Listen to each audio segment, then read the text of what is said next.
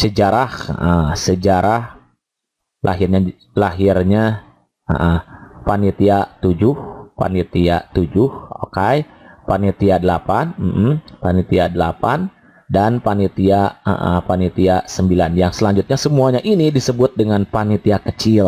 Itu kawan-kawan, maksudnya yang dimaksud panitia kecil di sana itu ya. Panitia kecil. Oke. Baik kawan-kawan, kita mulai dari nih, kita materinya ini ya. Untuk pada sebetulnya sejatinya kita sekarang pada pertemuan ini akan membahas ini. Adapun tadi itu sebagai tabayun saja ya, nanti untuk kawan-kawan nanti kita akan ketahui jawaban dari pertanyaan yang diberikan oleh kawan-kawan. Oke. Kita mulai dari berangkat dari pembentukan BPKU ya, BPKU. Semuanya bermula dari BPU PKI, dari pembentukan BPU PKI yang dibentuk pada tanggal 1 Maret. Tanggal 1 Maret. Nah, ini juga sempat jadi perdebatan waktu itu ya. Waktu itu saya menyampaikan bahwa ini pembentukannya tanggal 1 Maret 1945. Memang betul dibentuk tanggal 1 Maret. Kemudian disahkan tanggal 29 April. Itu kawan-kawan ya. Untuk lebih jelasnya silakan kawan-kawan searching lagi video saya dengan judul itu sejarah lahirnya BPU PKI ya, 1 Maret 1945. Kalau pembentukannya kemudian disahkan pada tanggal nih, kalau mau tahu ya, disahkan gitu. Ibaratnya gini. Kayak sama dengan lahirnya Pancasila. Lahirnya 1 Juni 1945, tapi disahkannya 18 Agustus 1945. Sama kayak gini lah. Analoginya begini. Ketika kita memiliki seorang anak, misalkan melahirkan seorang anak, lalu anak itu kan misalkan lahir tanggal 1 misalkan ya. Kemudian kita perkenalkan kepada halayak umum, kepada tetangga melalui akikah. Kalau di kita itu kan ada, di Islam itu kan ada akikah ya. Biasanya hari ke-7 itu yang bagus, itu hari ke-7. Hari ke-7 itu kita kenalkan kepada yang lain dengan adanya syukuran di rumah ya, akikah itu. Lalu disampaikan dengan pemberian namanya gitu ya. Sama juga ini juga. Lahirnya tanggal 1 disahkan tanggal 18. Nah, lahirnya tanggal 1, akikahnya tanggal 7 gitu yang bagusnya. Bahkan ada tanggal berapa lagi gitu ya, ada yang tidak harus selalu tanggal 7 tapi dianjurkan yang paling bagus tanggal 7. Begitu kawan-kawan. Ini juga sama. Nah, ini disahkan tanggal 29 April gitu kawan-kawan ya. Tahun seberapa? 1945. Ketuanya siapa? Dr. QRT Rajiman. Rajiman. Sudah dibahas sebetulnya sih, ini ya, hanya mengulas saja. Dan ini semua terdiri dari 62 anggota, totalnya 69 anggota nih totalnya. Yang 62 itu orang Indonesia asli, Indonesia. Lah yang 7 orang itu dari Jepang. Itu semuanya. Kemudian nih dasarnya tuh, dasar sejarahnya tuh.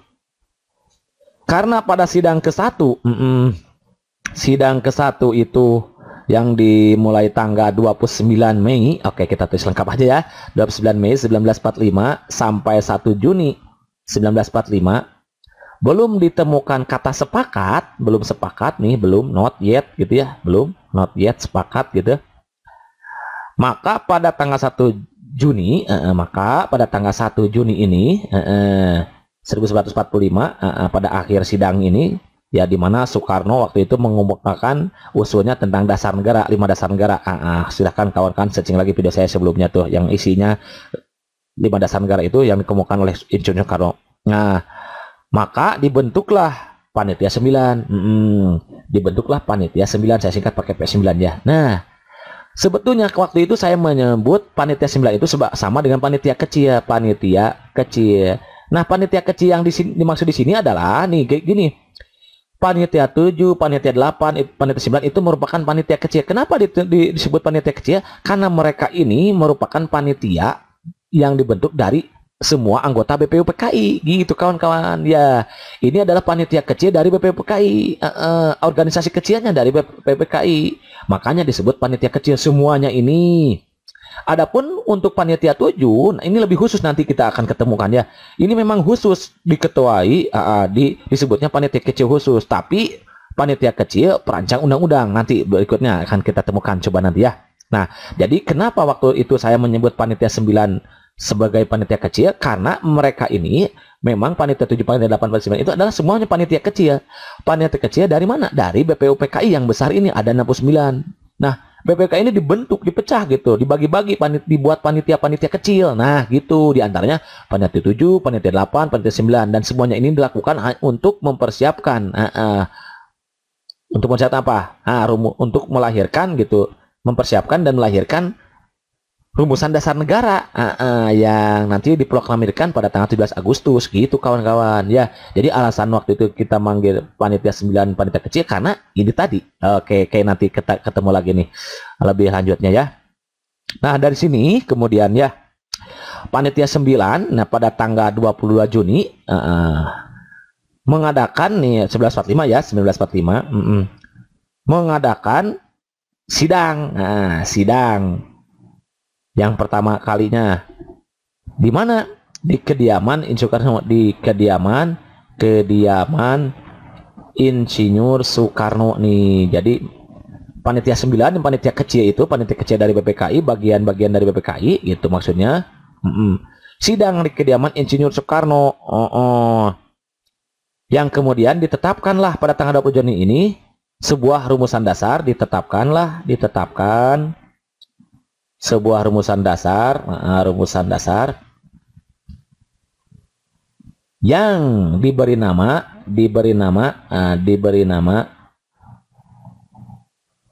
oleh Muhammad Yamin nih, jadi pemberi namanya Muhammad Yamin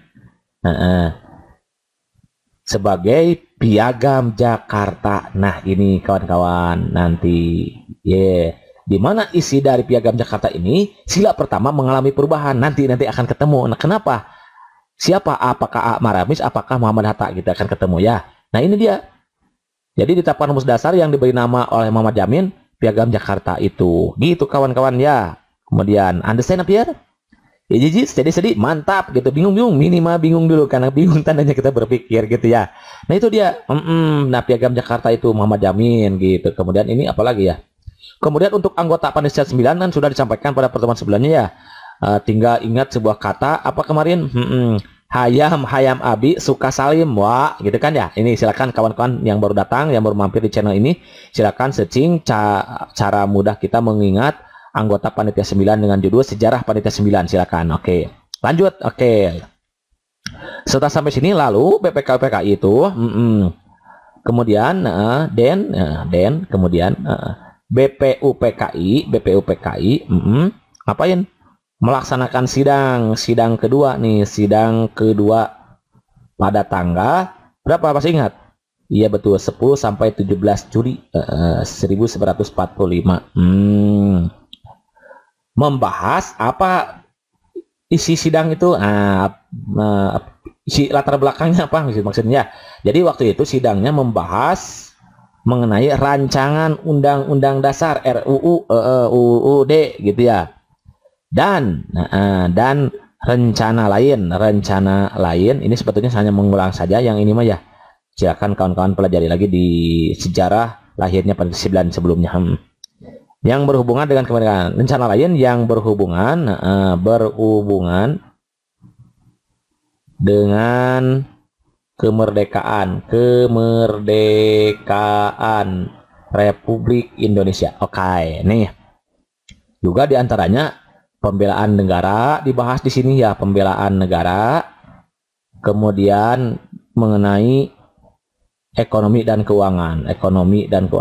Nah, jadi banyak sekali itu di sidang BPK ini yang dibahas gitu, ekonomi dan keuangan. Nah, gitu kawan-kawan. Nah, untuk membahas ini, tulisannya ya. Nah, untuk membahas masalah tersebut, untuk membahas masalah tadi, masalah tadi yang ini nih, membahas masalah ini, masalah keuangan, masalah pembelaan negara. Nah, maka BPUPKI nih, dari sini nih, maka BPUPKI, membagi beberapa anggotanya tuh kan di sini ketemu nih, menjadi beberapa panitia, posisi ini ya, loncat beberapa panitia. Nah, gitu kawan-kawan mulainya. Nah, adapun panitia kecil itu, nah disebutnya panitia kecil. Kenapa? Karena bagian dari BPUPKI yang banyak, ada 69 orang. Dibagi menjadi beberapa panitia, otomatis dong jadi panitia kecil nih. Apa saja? Nah, ini kawan-kawan selanjutnya nih. Nanti lanjut ya, di sini udah habis ya. Kalau yang belum ini misalkan silakan dibaca lagi di sini. Oke, kalau misalkan tulisannya terlalu bagus gitu ya, itu kesalahan bukan pada layar kaca tetapi pada orang yang sedang nulisnya gitu. I'm sorry, just kidding ya. Oke, next nih. Lanjut ini. Nah, kita tulis ya. Siapa saja panitia teh? Apa saja gitu kan? Terus lagi adapun kita tulis lagi sini. Panitia kecil tersebut adalah satu nih mulai nih. Panitia nih di samping tadi panitia 9 ya. Sudah dibentuk pertama kali itu panitia 8. Panitia perancang undang-undang dasar. Panitia perancang undang-undang dasar yang diketuai langsung oleh Insinyur Soekarno nih. Soekarno 1. Ini panitia ini beranggotakan, kalau mau tahu ini ada 18 anggota. Gitu. Kemudian panitia kecil yang kedua, itu ada panitia pembela tanah air, panitia. Kan tadi tentang pembelaan negara ya, pembahasannya. Panitia pembela tanah air yang diketuai langsung oleh Raden Abi Kusno nih, Cokro Sujoso gitu ya ketuanya. Lalu ini beranggotakan 22 anggota. Gitu kawan-kawan. And then yang terakhir, yang ketiga nih, panitia ekonomi dan keuangan. Panitia kan kita tadi membahas ekonomi dan keuangan ya di sidang kedua ini. Panitia ekonomi, maka ada panitianya ekonomi dan keuangan. Karena masalahnya kompleks sekali ternyata pada waktu sidang itu. Jadi banyak sekali hal yang harus dibahas, maka dibuatlah panitia kecil gitu. Ekonomi dan keuangannya ini diketuai oleh siapa? Muhammad Hatta nih, oleh Muhammad Hatta. Yang terdiri dari 22 anggota. Kawan-kawan ini diantaranya panitia kecil dari BPUPKI, termasuk tadi panitia 9 gitu ya. Dan nanti kita akan ketemu dengan panitia 8 dan panitia 7. Sudah selesai itu ya. Nah, selanjutnya panitia perancang undang-undang yang ini nih, yang diketuai oleh Insinyur Soekarno, melakukan beberapa kali pertemuan, yaitu sidang. Melakukan sidang. Beberapa kali sidang. Sidang yang pertama nih, sidang yang ke-1 ini, jatuhnya misalkan pakai gini aja ya, boleh lah. Yaitu tanggal 11 Juli ini sidang. Sidang pertama tanggal 11 Juli 1945. Apa isi atau tujuan dari dilaksanakannya sidang 11 Juli dari panitia perancang undang-undang dasar ini? Yaitu di sini di sidang ini nih, pembentukan panitia kecil. Nah, ini yang dimaksud oleh kawan-kawan itu. Panitia kecil atau yang tadi kita sebut di awal judulnya panitia 7. Kenapa? Karena terdiri dari 7 orang. Ini yang dimaksud kawan-kawan panitia kecil yang terdiri dari 7 orang itu ya. Jadi ternyata kita tahu sekarang panitia kecil yang terdiri dari 7 orang dan diketuai oleh Supomo. Nah, ini baru diketuai semua nanti ya. Itu merupakan bagian dari panitia kecil ini gitu ya. Nah, ini panitia kecil perancang undang-undang yang dibentuk oleh panitia perancang undang-undang dasar. Kenapa? Karena waktu itu nih mereka panitia ini gitu maksudnya melakukan beberapa kali sidang. Dan sidang pertama yaitu pembentukan panitia kecil. Yang memiliki tugasnya untuk apa? Yang memiliki tugas khusus, tugas khusus nih kawan-kawan. Untuk apa? Untuk merancang. Nah, ini untuk merancang isi undang-undang dasar. Nah, yang beranggotakan 7 orang, anggotanya 7 orang, termasuk ketua gitu ya. 7 orang itu 6 orang anggotanya gitu ya, 6 orang lah, 6 orang anggota, 6 orang, ketua 1 orang dan 1 orang ketua. Ketua jadi 7 semuanya. Siapa saja? Nah, baru ini ketua itu adalah Mr. Supomo. Mr. Supomo ini kawan-kawan ya, yang tadi kawan-kawan maksud itu panitia kecil, yang ketuanya Insinyur Supomo itu panitia kecil yang dibentuk oleh panitia perancang undang-undang. Nah, kalau tadi di soal yang tadi ini, yang ini saya tulis di sini, ini panitia kecil yang dimaksud ada panitia kecil panitia 9 gitu kawan-kawan ya, karena ternyata panitia kecil yang dimaksud di sini itu nih panitia kecil yang dibentuk oleh panitia perancang undang-undang, baru itu 7 orang dan ketuanya Mr. Supomo gitu kawan-kawan. Dan betul tadi ya bahwa selanjutnya Mr. Supomo ini makanya disebut dengan istilah, dikenalnya itu dengan arsitek undang-undang. Kenapa? Karena ini yang merancang undang-undang. Jadi beliau disebut arsitek, gelarnya itu arsitek undang-undang. Bahkan tadi siapa Mbak Not itu menyebutnya Bapak Konstitusi katanya ya. Ya karena ini tugasnya nih merancang undang-undang. Nah, dia mengotak-atik itu undang-undang, itu bahasanya, kalimatnya. Ini Mr. Supomo ketuanya. Lalu kalau mau tahu anggotanya dan anggotanya kalau di sini ya, silahkan di bawah aja. Anggotanya nih, anggota nih ada 6 orang lagi. Siapa? Di antaranya itu adalah Wongsonegoro. Saya ambil kata singkatnya dia, Wongsonegoro. Subarjo ada lagi di sini, Subarjo. Ada di panitia 9, ada di sini Subarjo. Maramis juga, Maramis ya, Maramis. Bukan Akia, bukan Mang Akia ya, bukan ya, nggak ada di sini Akia sama Mang Akia. Kemudian Raden Panji Sing, Panji Sing di sini, Sing. 1, 2, 3, 4. Nah, 2 lagi siapa? Agus Salim, Haji Agus Salim nih, Agus Salim. Dan 1 lagi itu adalah Sukiman. Nah, itu anggotanya dari 6 orang, ketuanya 1 orang, yaitu Mr. Supomo. Nah, kawan-kawan kalau diingat seperti ini kan susah ya, kadang juga kita mungkinan lupa gitu. Belum lagi harus tertukar dengan anggota panitia 9, belum lagi nanti dengan anggota panitia 8, belum lagi dengan anggota PPKI, nah BPU PKI yang banyak gitu kan. Nah, maka ada cara mudah untuk kita mengingatnya, depasnya. Nah, hadirlah depasnya. Gimana? Depas, hadirlah. Nah, kalau pada depas panitia 9 mah kemarin gimana? Iya betul, Hayam Abi Sukasalim. Wah, gitu kan ya. Nah, kalau pada anggota panitia kecil, panitia 7 yang dibentuk oleh panitia perancang undang-undang ini adalah nih, cukup kawan-kawan mengingat sebuah kata Wong susu, susu minuman ya, Wong susu minuman, susu kopi gitu temannya. Wong susu Pak Agus, apa? Amis ya, amis gitu, manis, amis itu ya bahasa Inggris gitu ya. Wong susu Pak Agus amis, maksudnya Wong apa? Wong berarti Wongsonegoro nih gitu. Su yang pertama berarti Subarjo gitu. Su lagi berarti Sukiman yang terakhir. Pak, ini yang ke-1, ini yang kedua, ini yang ketiga. Pak berarti Panji nih. Agus Salim kan. Amis, Maramis gitu kan tuh. 4, 5, 6 dan don't forget 1 lagi ketuanya Suroso gitu, nggak masuk di sini. Jadi ingat ada 7. Wong susu Pak Agus Amis gitu. Wongsonegoro, Subarjo, Sukiman, Pak Panji, Agus Salim dan Maramis gitu kawan-kawan. Understand ya? Jadi steady mantap ya. Kalau mantap lanjut nih kawan-kawan. Jadi cukup untuk mengingat ini, kita cukup ingat sebuah kalimat Wong susu Pak Agus Amis gitu. Oke, next nih, next.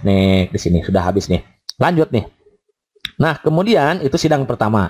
Sidang kedua dari panitia perancang undang-undang ini, sidang kedua ini dilaksanakan pada tanggal 13 Juli 1945. Nih sebagai wawasan tambahan aja ya. Di mana pembahasannya ini mengenai waktu itu tentang hasil kerja, hasil kerja siapa? Panitia kecil yang tadi, panitia kecil yang 7 tadi, panitia kecil atau panitia 7 ya, P7. Yang bertugas merancang isi undang-undang. Wah, gitu kawan-kawan ya. Itu tuh sejarahnya itu. Nah, sebagai tambahan aja di sini, tambahan boleh lah. Tambahan wawasan pengetahuan nih bahwa di dalam merespon pidato Bung Karno nih, di dalam merespon pidato Bung Karno, karena nanti ada belumnya dijawab nih. Ini sejarah panitia 8 dan panitia 9 gitu ya. Nih sejarahnya ini nih. Kalau panitia kecil sudah ketemu kan sejarahnya barusan ya. Nah, sekarang sejarah panitia 8 dan 9 nih. Lanjut. Aduh. Terlalu lama belum minum dulu ya. Alhamdulillah ya sudah minumnya nih. Oke, lanjut lagi ya. Kawan-kawan juga jangan lupa minum ya. Jangan lupa biar tambah semangat, biar tambah konsentrasi gitu. Siapkan aqua dan teh botol sosro kalau ada ya. Oke, let's get back to our conversation. Kembali lagi ke laptop gitu kan ya.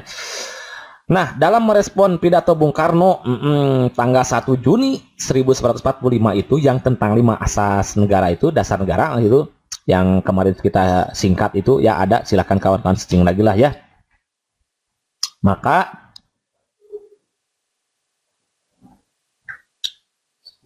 dibentuklah sebuah panitia kecil, nih lagi-lagi tuh kan panitia kecil, dibentuklah sebuah panitia kecil. Nah, panitia kecil, panitia kecil juga tuh, tapi panitia kecil yang 7 itu yang tadi ya, yang perancang undang-undang. Nih kalau ini bukan panitia kecil, maksud panitia kecil itu udah karena disebut, kenapa disebut panitia kecil? Karena ini terdiri dari beberapa orang BPUPKI, anggota BPUPKI gitu, beberapa panitia BPUPKI gitu kawan-kawan ya. Ini disebut panitia kecil. Yang terdiri dari 8 orang. Maka selanjutnya kita panggil menjadi panitia 8 dalam kurung panitia 8 ya. Gitu kawan-kawan. Nih yang dibentuk untuk merumuskan, tujuannya apa? Untuk merumuskan apa? Merumuskan sistematika nih, lahirnya panitia 8 itu Pancasila yang dikemukakan oleh Bung Karno gitu nih. Dia adalah nih, mereka itu adalah yang 8 itu Soekarno diantaranya. Soekarno ya tetap ikut di sini. Kemudian Muhammad Hatta, Muhammad Yamin ada juga di sini. Nah, Subarjo juga ada di sini. Nanti akan ketemu tuh ya. Setelah Subarjo itu ada Karto Hadikusumo,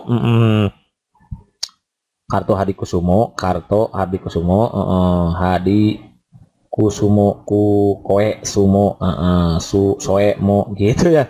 Kemudian ada Oto Iskandar Dinata.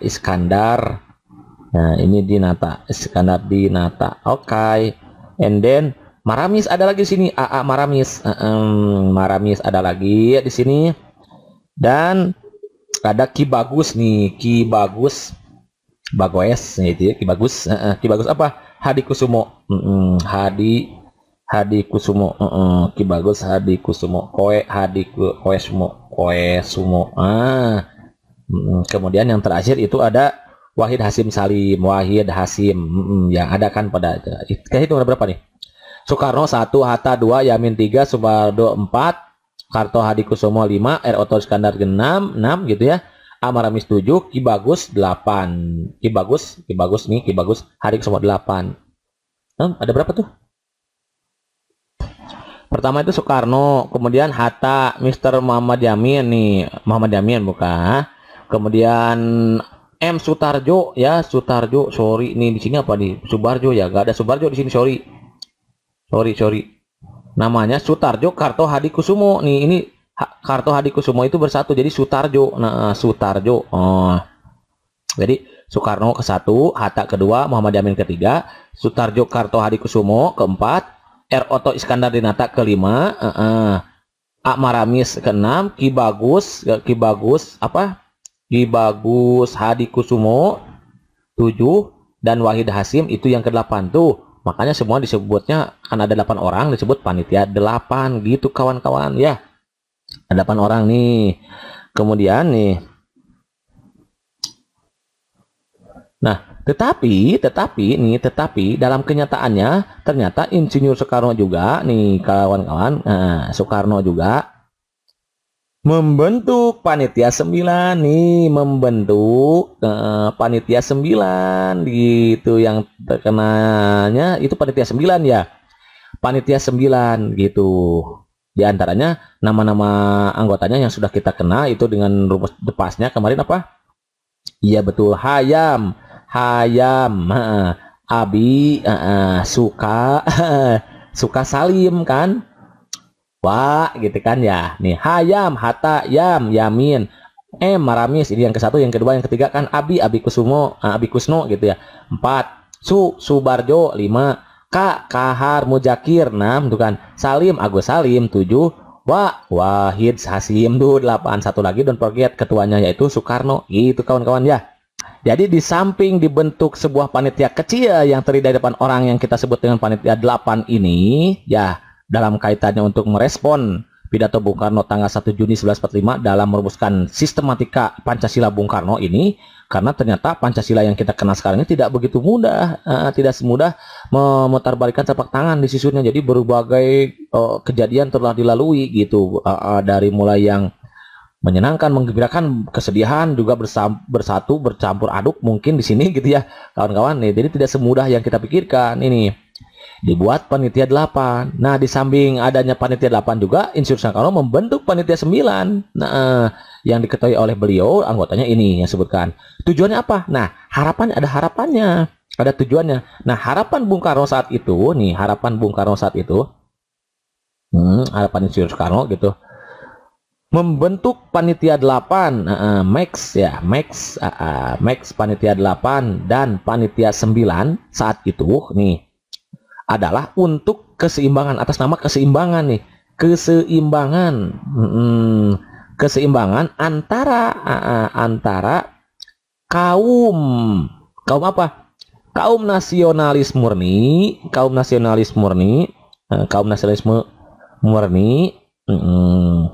dan Islam nasionalis dan kaum Islam nasionalis gitu. Jadi keren sekali nih, bijaksana sekali pemimpinnya ya. Nah, makanya kita jadi pemimpin harus bijaksana nih. Beliau mempersatukan, bagaimana nih mempersatukan ya antara ide-ide kaum nasionalis murni dengan Islam nasionalis gitu kan. Karena nih komposisi panitia 8 sebetulnya. Kenapa? Karena komposisi, karena because disinilah boleh tambahan wawasan juga ya. Because komposisi artinya anggota bagian atau anggota komposisi panitia 8 ya hanya mendudukan 2 orang wakil Islam Muslim gitu, 2 Muslim, diantaranya 2 Muslim, mendudukan 2 wakil Muslim, diantaranya adalah siapa? 1 Ki Bagus. Nah kan tadi Ki Bagus tuh yang Muslim itu kan Ki Bagus nih, atau Ki Bagus sama Ki Wahid. Ki Bagus, Ki Bagoes ya, Ki Bagus dan Wahid Hasim.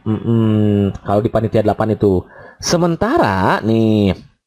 Sementara untuk panitia 9, sedangkan panitia 9 sedangkan di panitia 9 itu ada 4 golongan muslim.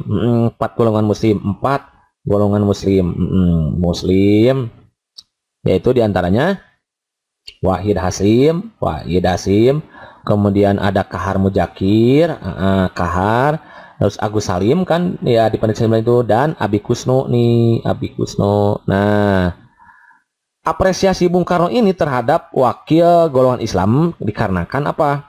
Karena beliau sekaligus secara tidak langsung menjawab secara tegas terhadap tuduhan orang yang mengatakan bahwa Bung Karno hanya memandang Islam sebelah mata gitu waktu itu, karena ada rumor gitu bahwa Insinyur Soekarno hanya memandang Islam sebelah mata, padahal ternyata dengan dibentuknya ini sebetulnya menjawab secara langsung dan tegas bahwa tidak seperti apa yang mereka sangkakan. Tabayan itu makanya harus bertabayun, jangan langsung percaya dengan berita hoax. Itu nih alasan sekarang ketahuan tuh dari mana munculnya panitia 8, dari mana munculnya panitia 9, panitia 7, yang mana mereka semua itu adalah panitia kecil. Tapi panitia 7 yang kecil tadi itu ada panitia kecil memang yang disebut dengan panitia kecil yang dibentuk oleh panitia perancang undang-undang, dan itu memang panitia kecil yang terkenanya gitu, yang terkenanya panitia kecil yaitu panitia 7 begitu kawan-kawan ya.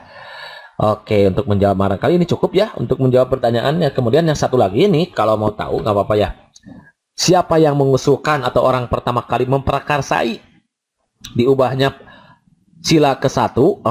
Nah, sila ke-1 pada Piagam Jakarta itu siapa, antara AA Maramis nih atau siapa, or Muhammad Hatta kan gitu ya pertanyaannya. Oke, kita akan jawab ya. Nah, dari panitia 8 dan panitia 9 itu kan tadi terdapat banyak tokoh ya. Nah, salah satu anggota panitia 9 sebetulnya nih AA Maramis itu beragama non muslim sebetulnya nih, Maramis beliau itu ya.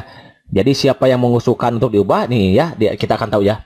Jadi kawan-kawan perlu kita ketahui bahwa salah satu anggota panitia 9, panitia kecil panitia 9 nih sini ya. Nih, yaitu bernama AA Maramis, oke. Itu beragama non-muslim, tapi beliau itu tidak mengusulkan untuk diubahnya Piagam Jakarta, sila pertama Piagam Jakarta, karena beliau menganggap bahwa ayat pasal 1 sila ke-1 di Piagam Jakarta itu tidak mendiskriminasikan beliau sebagai agama non-muslim, karena beliau juga mengetahui gitu bahwa mayoritas muslim kan 90% waktu itu. Makanya beliau tidak mengusulkan tidak, karena beliau tidak merasa gitu, beliau positive thinking, good sekali kan, positive thinking bahwa tidak ada diskriminasi dengan bunyinya pasal 1 itu, yang bunyinya kalau kita tulis biar enak ya, kita tulis bunyi pasal 1 itu adalah ketuhanan. Ini sebetulnya sudah ditulis pada video sebelumnya, nggak apa-apa ya, terus lagi ketuhanan yang dengan menjalankan syariat agama Islam ya, ketuhanan dengan kewajiban menjalankan syariat Islam kan gitu ya, syariat Islam bagi pemeluknya. Nah, dengan adanya bunyi ini sebetulnya beliau tidak merasa didiskriminasikan, sebetulnya beliau positive thinking bagus, dan beliau juga mengetahui dan menyadari bahwa 90% mayoritas agama muslim. Nah, namun ternyata nih asal mulanya itu terdapat beberapa tokoh dari Indonesia bagian timur nih, tokoh Indonesia Timur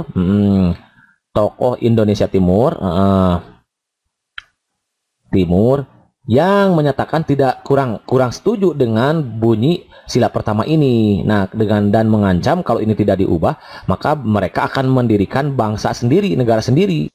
Nah, karena khawatir akan terjadi perpecahan bangsa Indonesia nih atas nama persatuan dan kesatuan serta utuhnya NKRI, maka Bung Hatta mencoba mendatangi gitu ya tokoh muslim, yaitu Ki Bagus Hadikusumo yang ada di panitia 9 ini, di panitia 8 ini ya, sorry ya. Tuh makanya tadi kenapa dibentuk ada panitia 8 panitia 9 tadi itu, karena untuk Insinyur Soekarno sangat cerdas sekali beliau ya, bagaimana memadukan antara tokoh nasionalisme murni dengan tokoh Islam nasionalisme gitu, hingga terbentuklah ini Piagam Jakarta gitu kawan-kawan ya.